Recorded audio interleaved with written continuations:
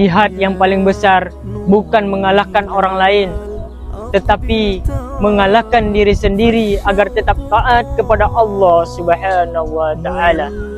Qalbus sama nahwa sama mutarannima. Bismillahirrahmanirrahim. Assalamualaikum warahmatullahi wabarakatuh. Alhamdulillahi rabbil alamin. Wassalatu wassalamu ala asrafil anbiya'i wal mursalin wa ala alihi wa sahbihi rasulillahi ajma'in. Selawat dan salam marilah kita kirimkan kepada baginda Nabi besar kita Muhammad sallallahu alaihi wasallam dengan mengucapkan Allahumma salli ala sayyidina Muhammad wa ala ali sayyidina Muhammad. Baik, pada kesempatan kali ini izinkan saya menyampaikan sedikit tausiah yang berjudul Jihad di Akhir Zaman yang disarankan agama. Kaum muslimin dan muslimat yang dirahmati Allah Subhanahu wa taala, saat ini kita sering melihat berita tentang konflik dan peperangan di berbagai belahan dunia. Salah satunya konflik yang terjadi antara Iran dan Israel yang membuat banyak orang menderita, banyak rumah hancur, keluarga kehilangan anggota keluarganya, bahkan anak-anak harus hidup dalam ketakutan.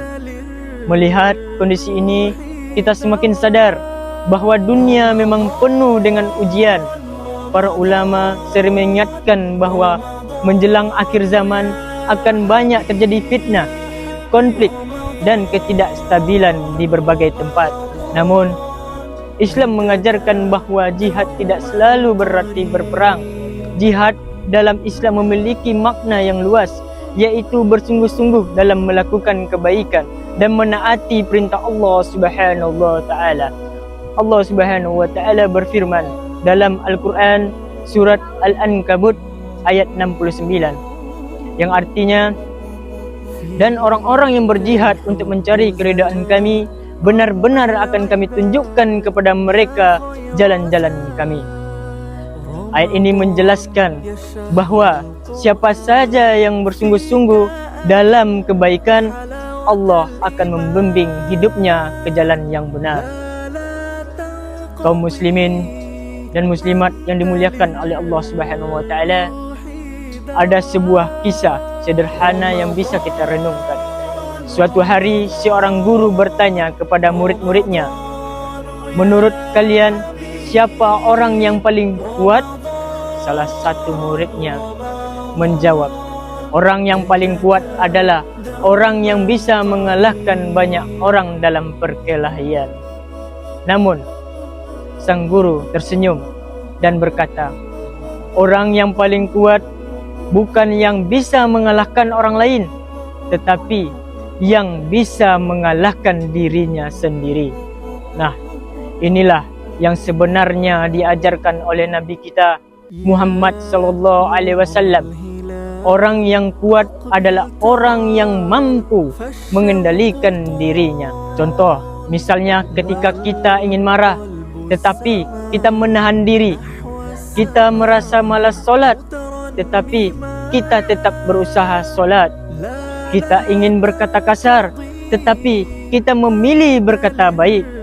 Itulah bentuk jihad melawan hawa nafsu. Dan itu adalah jihad yang sangat besar di sisi Allah Subhanahu wa taala. Kaum muslimin dan muslimat yang dirahmati Allah Subhanahu wa taala, jika kita melihat keadaan dunia saat ini, peperangan sering terjadi karena kesombongan, kebencian, dan perebutan kekuasaan. Padahal Allah Subhanahu wa taala telah mengingatkan kita dalam Al-Qur'an dalam surat Al-A'raf yang artinya, "Dan janganlah kamu membuat kerusakan di muka bumi." Nah, ayat ini mengajarkan bahwa manusia seharusnya menjadi pembawa kedamaian, bukan pembuat kerusakan.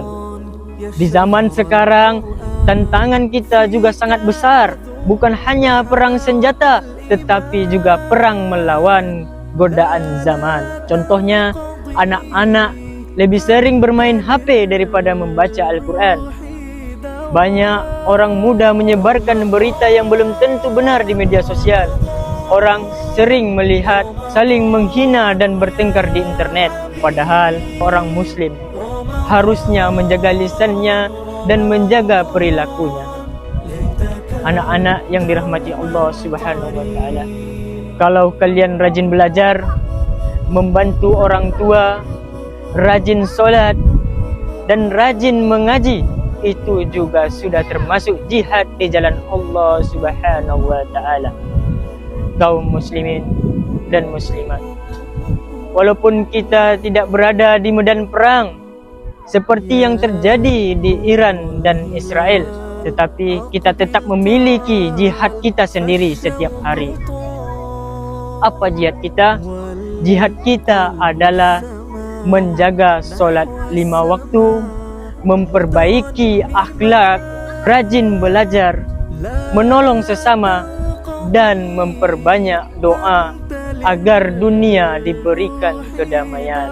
Karena jihad yang paling besar bukan mengalahkan orang lain, tetapi mengalahkan diri sendiri agar tetap taat kepada Allah Subhanahu wa taala. Semoga Allah Subhanahu wa taala menjaga kita dari fitnah akhir zaman dan menjadikan kita termasuk orang-orang yang istiqomah dalam kebaikan. Amin, amin ya rabbal alamin. Sekian tausiah singkat yang dapat saya sampaikan.